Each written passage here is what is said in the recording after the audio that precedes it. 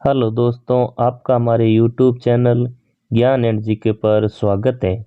तो दोस्तों, आज हम देखेंगे पशु परीक्षक भर्ती का जो बे भाग है।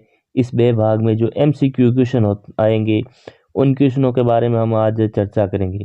तो आप इस वीडियो को पूरा देखिएगा और वीडियो अगर अच्छा लगे तो वीडियो को लाइक जरूर कीजिएगा।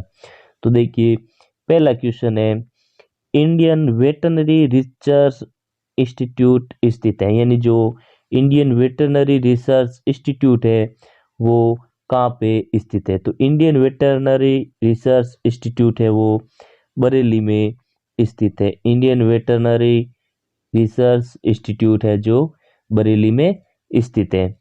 आगे देखिए, हर प्रश्न की हम वाक्य सहित देखेंगे। तो आप वाक्य देखिए, राष्ट्रीय डेयरी अनुसंधान संस्थान करनाल हरियाणा में स्थित है, यानी जो राष्ट्रीय डेयरी अनुसंधान संस्थान है वो करनाल हरियाणा में स्थित है, जिसकी स्थापना 1965 में की गई। यानी जो राष्ट्रीय डेयरी अनुसंधान संस्थान करनाल हरियाणा में स्थित है उसकी स्थापना है जो 1965 में की गई। Central institute for research on goat, ये central institute for research on goat Makhdoom Mathura में स्थित है। केंद्रीय गाय अनुसंधान संस्थान मेरठ उत्तर प्रदेश में स्थित है, यानी जो केंद्रीय गाय अनुसंधान संस्थान है वो मेरठ उत्तर प्रदेश में स्थित है। अगला क्वेश्चन, 2 नंबर क्वेश्चन देखिए। 2 नंबर क्वेश्चन है, national bureau of animal genetics resources, यानी NBAGR। एन का मतलब हो गया नेशनल, बी का मतलब हो गया ब्यूरो, ए का यानी ऑफ एनिमल जेनेटिक्स रिसोर्स स्थित है। यानी जो national bureau of animal genetics resource है वो कहाँ पे स्थित है। तो इसका सही उत्तर है करनाल।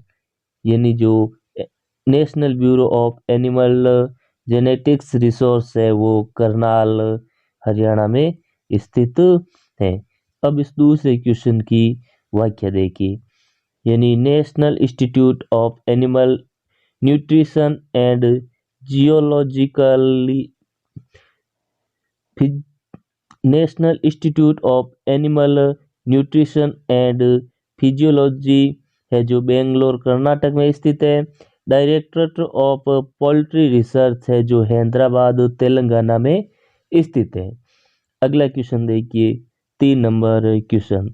3 नंबर क्वेश्चन है, राष्ट्रीय भैंस अनुसंधान संस्थान, यानी जो राष्ट्रीय भैंस अनुसंधान संस्थान है NIRB राष्ट्रीय भैंस अनुसंधान संस्थान वो कहाँ पे स्थित है। तो राष्ट्रीय भैंस अनुसंधान संस्थान है वो हिसार में स्थित है। राष्ट्रीय भैंस अनुसंधान संस्थान।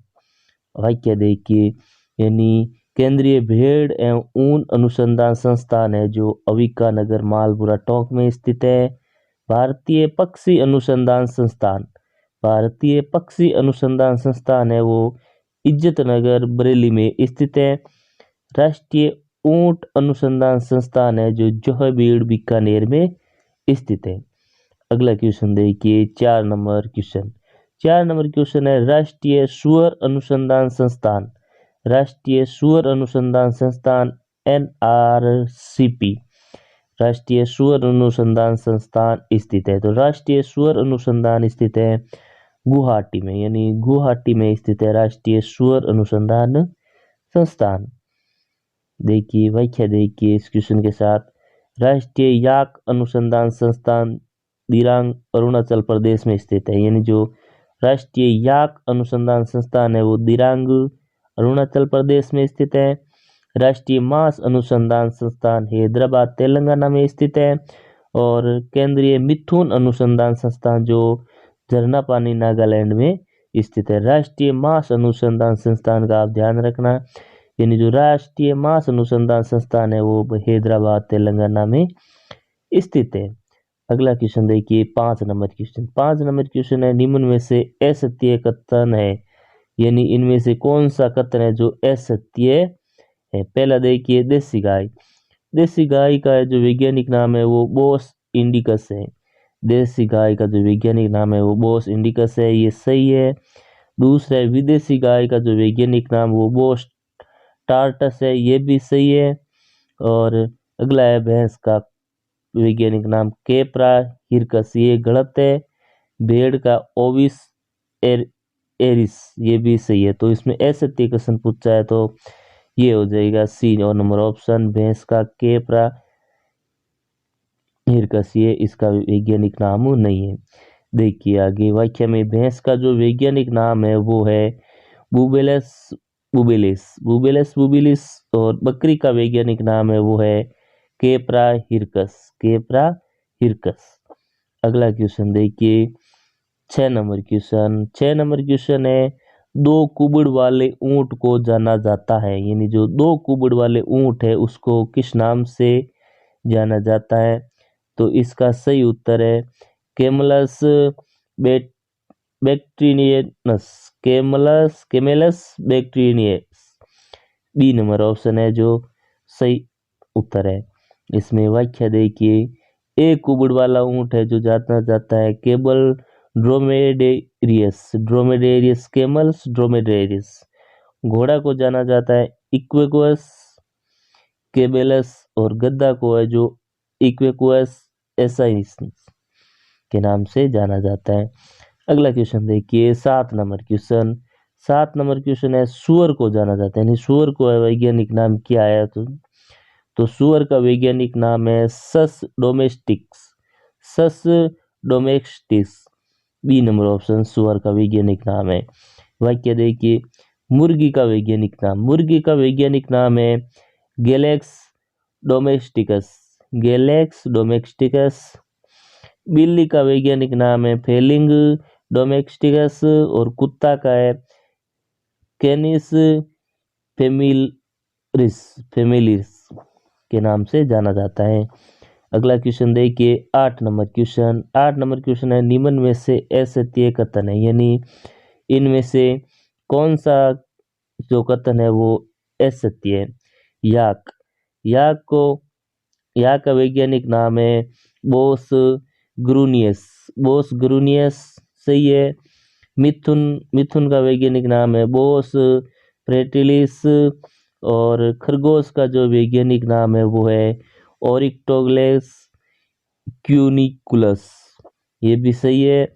और भेड़ का जो वैज्ञानिक नाम है वो बुबेलिस, बुबेलिस ये नहीं है, ये है जो भैंस का वैज्ञानिक नाम है। इसका सही उत्तर हो जाएगा असत्य पूछा है तो बी नंबर ऑप्शन। अगला क्वेश्चन देखिए, इसमें व्याख्या देखिए भेड़ अनुसंधान संस्थान है जो हिसार हरियाणा में स्थित है, भेड़ अनुसंधान संस्थान हरियाणा हिसार में स्थित है। अगला क्वेश्चन देखिए 9 नंबर क्वेश्चन, गाय भैंस में प्रसव की क्रिया जानी जाती है, यानी जो गाय और भैंस में जो प्रसव की क्रिया होती है वो किस नाम से जानी जाती है। तो इसका सही उत्तर है काविंग, यानी गाय और भैंस में जो प्रसव की क्रिया है वो काविंग के नाम से जानी जाती है।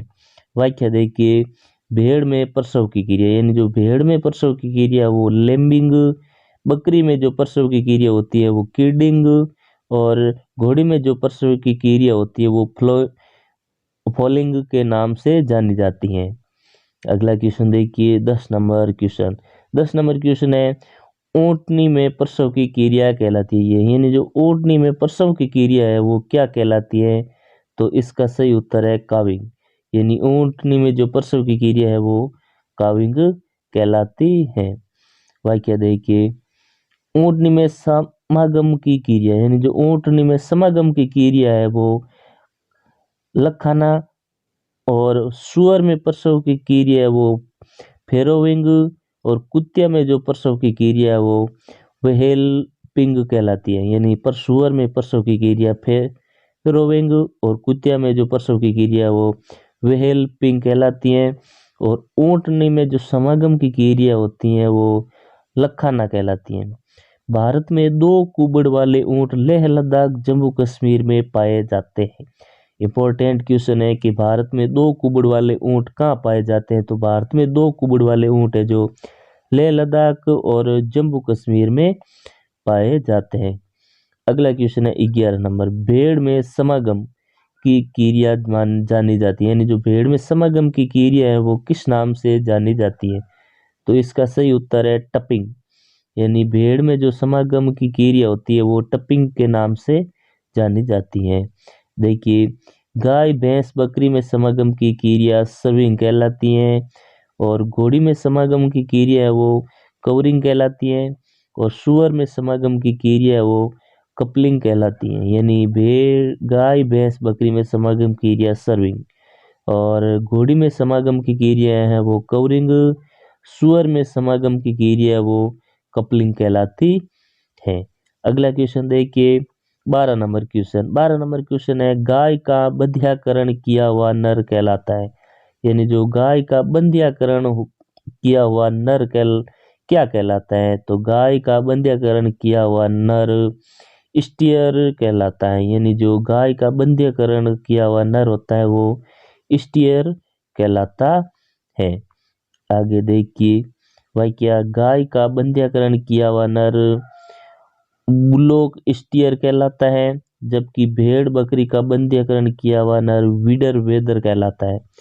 सुअर का बंध्याकरण किया हुआ नर होग बेरो स्टेंग कहलाता है। बंध्याकरण किया हुआ नर घोड़ा जो होता है वो गोल्ड या गेल्डिंग कहलाता है। अगला क्वेश्चन देखिए 13 नंबर क्वेश्चन। 13 नंबर क्वेश्चन है, बंध्याकरण किया हुआ नर मुर्गा कहलाता है, यानी जो बंध्याकरण किया हुआ नर मुर्गा होता है वो क्या कहलाता है? तो इसका सही उत्तर है केपन। केपन, यानी जो बंध्याकरण किया हुआ नर मुर्गा होता है वो उसको केपन कहते हैं। अब व्याख्या देखिए, कुत्ता का बंध्याकरण किया हुआ नर कहलाता है अल्टर डॉग, यानी जो कुत्ता का बंध्याकरण किया हुआ नर होता है वो अल्टर डॉग कहलाता है। बिल्ली का बंधीकरण किया हुआ नर न्यूटर कहलाता है, और सभी जानवरों में बंध्याकरण की हुई मादा स्पेड कहलाती है, यानी जो सभी जानवरों में है जो बंध्याकरण की हुई मादा होती है वो स्पेड कहलाती है। अगला क्वेश्चन देखिए 14 नंबर क्वेश्चन। 14 नंबर क्वेश्चन है, भेड़ बकरी में की जाने वाली आवाज मानी जाती है, यानी जो भेड़ बकरी में की जाने वाली आवाज होती है वो क्या यानी आवाज जानी जाती है? तो इसका सही उत्तर है ब्लिटंग, यानी जो भेड़ बकरी में की जाने वाली आवाज जानी जाती है वो जानी जाती है ब्लिटंग। इसमें वाक्य देखिए, गाय में की जाने वाली आवाज बेलाविंग कहलाती है, सुअर में यूटिंग कहलाती है, और मुर्गियों में है जो क्रोविंग कहलाती है। अगला क्वेश्चन देखिए 15 नंबर क्वेश्चन। 15 नंबर क्वेश्चन है, निम्न में से असत्य कथन है, यानी इसमें से कौन सा असत्य कथन है? तो घोड़ा को है जो गिनिंग कहते हैं, कुत्ता को है जो वॉकिंग कहते हैं, बिल्ली को है जो मेविंग कहते हैं। इनमें से है जो कोई नहीं वो असत्य कथन है, तो इसका असत्य पूछा है तो इसमें कोई भी असत्य कथन नहीं है। अगला क्वेश्चन देखिए 16 नंबर क्वेश्चन, इंपॉर्टेंट क्वेश्चन है, गाय का गर्भकाल कितने दिन का होता है? यानी जो गाय का गर्भकाल है वो कितने दिन का होता है? तो गाय का गर्भकाल लगभग है जो 282 दिन का होता है।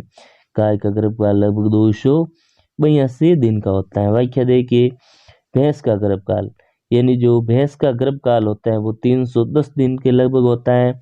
मांस वाली भेड़ का गर्भकाल, यानी जो मांस के लिए पाली जाती है भेड़, उसका गर्भकाल है जो 145 दिन होता है, और ऊन वाली भेड़ का गर्भकाल है जो 150 दिन होता है। अगला क्वेश्चन देखिए 17 नंबर क्वेश्चन, जखराना बकरी का गर्भकाल होता है, यानी जो जब जखराना नस्ल की बकरी होती है उसका गर्भकाल कितना होता है? तो इसका सही उत्तर है 155 दिन, यानी जखराना बकरी का जो गर्भकाल होता है वो लगभग 155 दिन होता है। भाई क्या देखिए, सुअरी का गर्भकाल, यानी जो सुअरी होती है उसका गर्भकाल 114 दिन होता है, और घोड़ी का गर्भकाल है जो 345 दिन का होता है, यानी घोड़ी का गर्भकाल 345 दिन का होता है। अगला क्वेश्चन देखिए 18 नंबर क्वेश्चन, ऊंटनी का गर्भकाल होता है, यानी जो ऊंटनी होती है उसका गर्भकाल कितना होता है? तो ऊंटनी का लगभग गर्भकाल होता है 390 दिन, यानी ऊंटनी का गर्भकाल भी लगभग 390 दिन होता है। आगे देखिए, हथनी का गर्भकाल होता है वो लगभग, यानी जो हथनी होती है उसका गर्भकाल होता है वो होता है लगभग 62 दिन होता है। यानी जो हथनी होती है उसका गर्भकाल है जो 62 दिन होता है। और कुतिया का गर्भकाल है जो लगभग 62 दिन होता है। एक बार वापस देखिए, इसका हथनी का गर्भकाल है जो, देखिए सॉरी वापस देखिए, हथनी का गर्भकाल है जो लगभग 640 दिन होता है।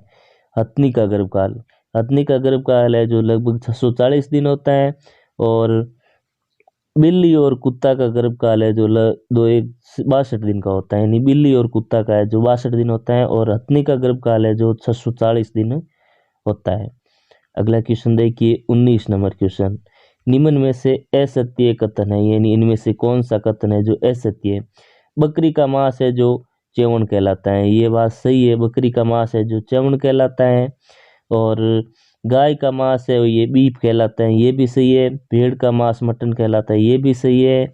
और भैंस का मांस पोर्क ये नहीं कहलाता है। तो इसमें असत्य पूछता है तो असत्य कथन डी नंबर हो जाएगा। बकरी का मांस च्यवण कहलाता है, सही है। गाय का मांस बीफ कहलाता है, ये भी सही है। भेड़ का मांस मटन कहलाता है। इसमें व्याख्या देखिए, भैंस के मांस को, यानी भैंस का मांस होता है उसको पोर्क नहीं कहते हैं, भैंस के मांस को है जो केराविप या बफन या फ्लेश कहते हैं। भैंस के मांस को कहते हैं केराविप, बफन या फ्लेश, जिसमें ड्रेसिंग यानी पशु के शरीर में मांस प्रतिशत है जो लगभग 57% होता है। ड्रेसिंग यानी जिसमें ड्रेसिंग की बात करें तो ये होता है पशुओं में शरीर में मांस प्रतिशत, यानी 57% होता है भैंस में। हिरण का मांस जाना जाता है, यानी हिरण का मांस होता है वो किस नाम से जाना जाता है। तो इसका सही उत्तर है वेसिन, यानी हिरण के मांस को है जो वेसिन के नाम से जाना जाता है। आगे देखिए, खरगोश का मांस गेम, यानी जो खरगोश का मांस है उसे गेम कहते हैं। बछड़े का मांस है उसे व्हील कहते हैं। और पोल्ट्री का मांस होता है वो चिकन कहलाता है। अगला क्वेश्चन देखिए, 21 नंबर, पोल्ट्री में चिकन यानी ड्रेसिंग प्रतिशत पाया जाता है, यानी जो पोल्ट्री में चिकन की मात्रा होती है यानी ड्रेसिंग का जो प्रतिशत होता है वो कितना होता है। तो इसमें लगभग 65 से 70% के लगभग है, जो 65 से 70% के लगभग है जो मांस पाया जाता है। अगला क्वेश्चन देखिए, व्याख्या देखिए, बकरी में ड्रेसिंग प्रतिशत, यानी जो बकरी में जो प्रतिशत होता है मांस का वो लगभग 49% मांस होता है, यानी ड्रेसिंग 49% होती है। भेड़ में 50%, गाय में 55% है, यानी ड्रेसिंग यानी मांस होता है। अब भैंस के केरा भी ड्रेसिंग प्रतिशत पाया जाता है, यानी जो भैंस में मांस की मात्रा होती है वो कितनी होती है, यानी ड्रेसिंग प्रतिशत होता है वो कितना होता है। तो इसका सही उत्तर है 57%। भैंस में यानी ड्रेसिंग प्रतिशत होता है 57%। तो दोस्तों आज का वीडियो कैसा लगा, अगर अच्छा लगा तो वीडियो को लाइक कीजिए और चैनल को सब्सक्राइब जरूर कीजिएगा। थैंक यू, धन्यवाद।